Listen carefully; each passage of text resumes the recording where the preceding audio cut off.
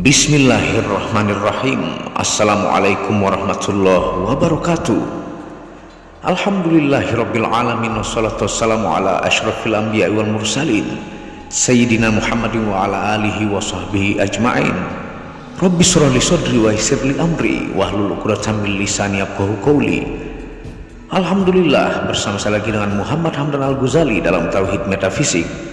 Pada kesempatan yang berbahagia ini kita akan membahas ilmu tingkat tinggi yang berjudul Ma'rifat 4 roh inti dari 9 roh manusia.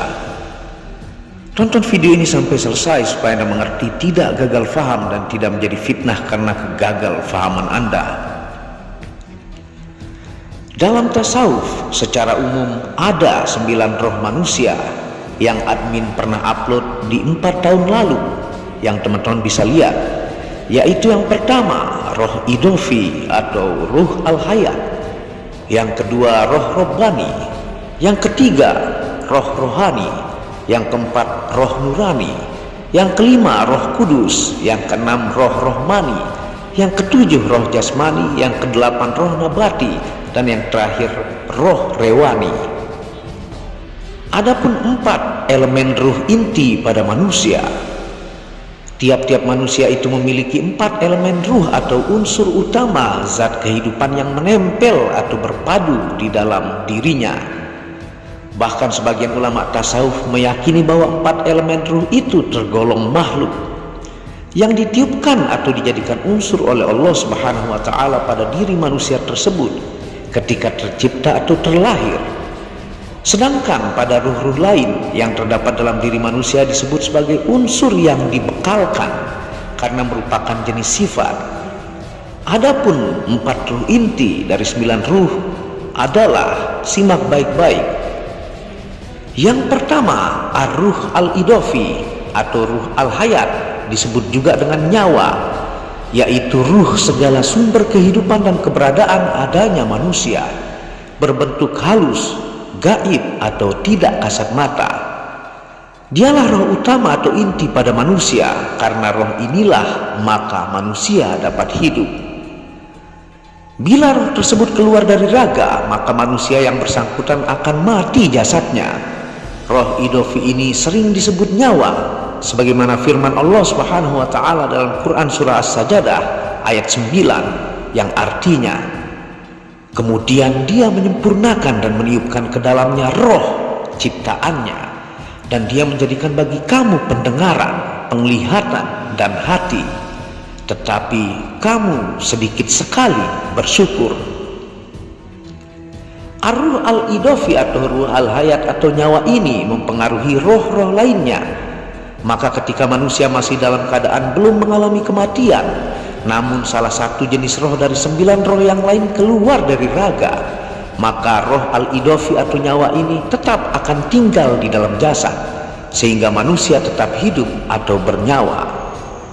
Bagi hamba Tuhan yang telah sampai pada tingkat kedekatan irodat ilahi atau telah mencapai makom ma'rifat, maka dapat mengenali rohnya sendiri ini dengan penglihatan batinnya atau al-basiroh. Ar-ruh al-idofi atau ruh al-hayat atau nyawa ini berwujud mirip diri sendiri, baik rupa maupun suara, serta segala sesuatunya, bagai berdiri di depan cermin. Meskipun roh-roh yang lain juga demikian, tetapi kita dapat membedakannya dengan roh yang satu ini.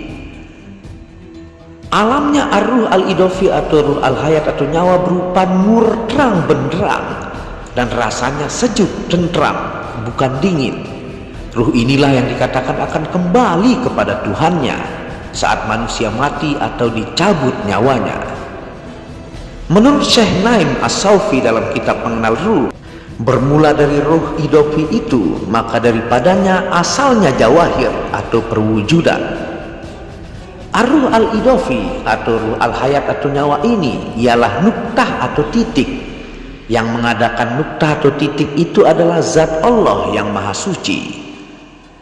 Maka ar-ruh al-idofi ini ditiupkan atas izin Allah, tiupan sebagian ruh al-qudsnya di dalam diri kita.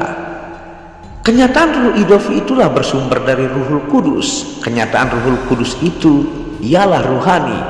kenyataan ruhani itu ialah nafas pada diri kita.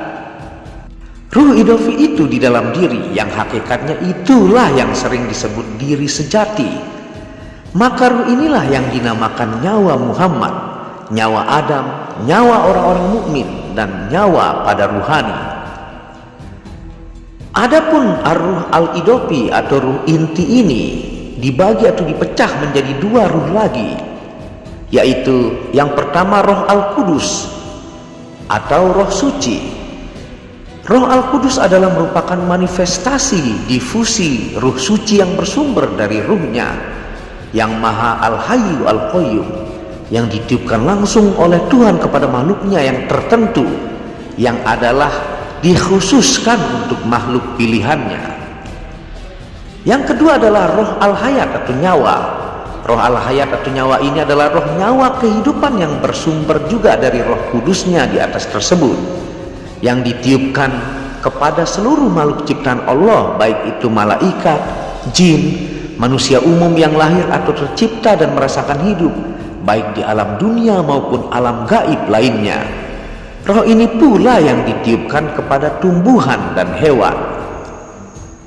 Adapun hamba-hamba Tuhan yang ditiupkan ruh al-Qudusnya yang khusus atau yang spesial langsung dari Allah, diantaranya adalah yang pertama Jibril.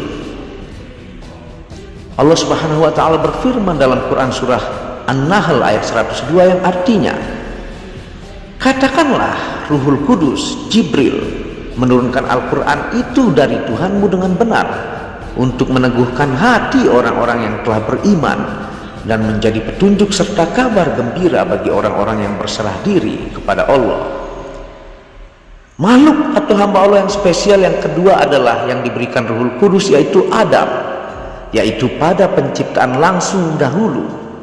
Allah Subhanahu wa ta'ala berfirman dalam Quran surah As-Sad ayat 72 yang artinya, maka apabila telah kusempurnakan kejadiannya dan kutiupkan kepadanya ruhku atau Ruhul Kudus, maka hendaklah kamu tersungkur dengan bersujud kepadanya. Yang ditiupkan spesial hamba Tuhan Ruhul Kudus yang ketiga adalah Nabi Isa, yaitu tatkala ibundanya Maryam tanpa suami namun dapat mengandung dan melahirkan Nabi Isa alaihi salam. Allah Subhanahu wa ta'ala berfirman dalam Quran surah Al-Maidah ayat 110 yang artinya, ingatlah ketika Allah mengatakan, hai Isa putra Maryam, ingatlah nikmatku kepadamu dan kepada ibumu di waktu aku menguatkan kamu dengan Ruhul Kudus. Ayat ini juga senada dengan Quran surah Al-Baqarah ayat 87 dan 253. Yang keempat, hamba spesial yang diberikan Ruhul Kudus tertinggi dan terhebat adalah Nabi Muhammad SAW, yang disebut Ruh Al-Amin, adalah esensi dari Nur Muhammad yang merupakan cikal bakal penciptaan segala sesuatu kehidupan makhluknya. Maka Roh Kudus yang paling tertinggi derajatnya justru yang ditiupkan kepada jiwa Muhammad SAW. Sabda Rasulullah SAW yang artinya, aku dari Allah dan sekalian mukmin dariku. Firman Allah Subhanahu wa ta'ala dalam hadis qudsi, innallaha khalaqar ruhi nabiyyika sallallahu alaihi wasallam min zatihi, yang artinya sesungguhnya Allah menciptakan ruh atau nur Muhammad sallallahu alaihi wasallam itu dari zatnya atau nurillah. Jadi tiupan Ruh Al-Qudus tidak hanya disematkan atau ditiupkan kepada Isa anak Maryam saja, tapi juga pada Jibril, Adam, dan yang tertinggi Ruhul Kudusnya adalah Muhammad SAW. Jadi Roh Al-Qudus dan Roh Al-Hayat atau nyawa di atas adalah bagian dari ruh idopi atau ruh utama atau inti. Apa perbedaannya? Perbedaan Roh Kudus dengan Roh Al-Hayat adalah Roh Kudus tidak ditiupkan kepada makhluk atau manusia umum, tapi ditiupkan khusus ke hamba pilihannya, yaitu Jibril, Adam, Isa, Muhammad. Sedangkan Roh Al-Hayat ditiupkan kepada selain di atas, yaitu manusia umum, semua malaikat kecuali Jibril, semua jin, hewan, dan tumbuhan. Dan roh yang kedua yang merupakan inti di manusia adalah roh Robbani. Apa itu roh Robbani? Roh Robbani adalah ruh yang selalu menangisi diri, yang selalu teringat akan Tuhannya, yang selalu meratap memanggil Robnya. Allah Subhanahu wa ta'ala berfirman dalam Quran surah Al-Qiyamah ayat 2 yang artinya, dan aku bersumpah dengan jiwa yang amat menyesali atau nafsi dirinya sendiri. Bila kita berhasil mengetahui dan menguasai roh Rabbani ini, maka kita tak mempunyai kehendak apa-apa. Hati dan jiwa pun terasa damai, tenang, dan tentram. Ruh inti yang kita akan lebih kenal lebih dalam yang ketiga adalah roh nurani. Roh nurani ini di bawah pengaruh roh al-idofi juga atau roh inti di atas.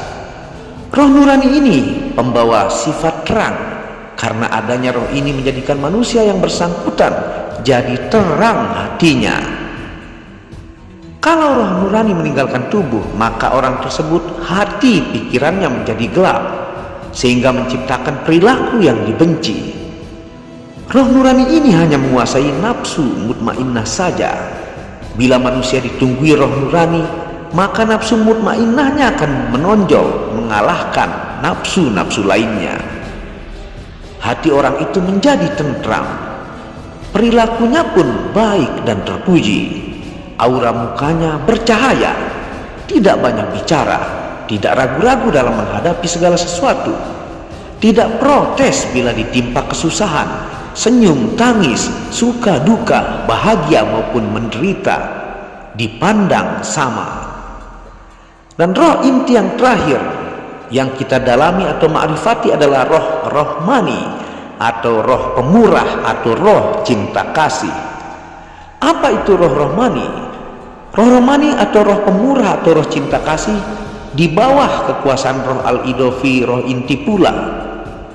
Roh rohmani atau roh pemurah atau roh cinta kasih merupakan manifestasi dari zatnya, yaitu zat ar-Rahman dan zat ar-Rahim. Roh ini mempengaruhi manusia bersifat sosial dan berkasih sayang atau roh cinta. Oleh karena adanya roh cinta inilah, maka manusia dapat saling merasakan timbulnya rasa cinta dan sayang, yaitu pada suami istri, sahabat, keluarga, dan antar sesama manusia lainnya.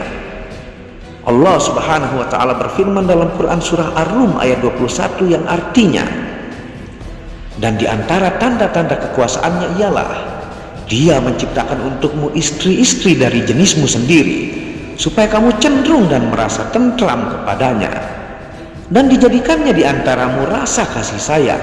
Sesungguhnya pada yang demikian itu benar-benar terdapat tanda-tanda bagi kaum yang berfikir. Dari manakah datang ruh cinta ini? Maka ayat berikut yang mengisahkan riwayat Nabi Musa dengan Fir'aun adalah menyiratkan asal datangnya ruh cinta ini. Allah Subhanahu wa ta'ala berfirman dalam Quran surah Toha ayat 39 yang artinya, dan aku telah melimpahkan kepadamu kasih sayang yang datang dariku. Jelas sekali bahwa manusia terdapat unsur ruh cinta yang berasal dari zat paling mulia, yaitu zat ar-Rahman dan zat ar-Rahimnya. Sehingga jika selalu mendengar bisikan roh cinta ini, terciptalah hidup dengan falsafah bismillah, yaitu menjalani hidup atas dasar kasih dan sayang. Wallahu a'lam bishawab.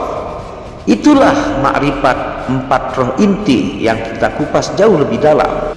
Jika teman-teman ingin menonton 9 jenis roh manusia, teman-teman bisa geser beranda yang memiliki judul seperti screenshot yang admin unjukkan, dan tentunya 4 roh inti inilah intisari yang merupakan hal yang melekat pada diri manusia yang kita ma'rifati atau kenal jauh lebih dalam, yaitu ruh al-idofi. Yang kedua adalah ruh robbani, yang ketiga ruh nurani, dan yang terakhir ruh rahmani. Apabila ada salah kata itu murni dari kebodohan saya sendiri, apabila ada benarnya itu datangnya dari Allah. Wabillahi taufiq wal hidayah. Assalamualaikum warahmatullahi wabarakatuh.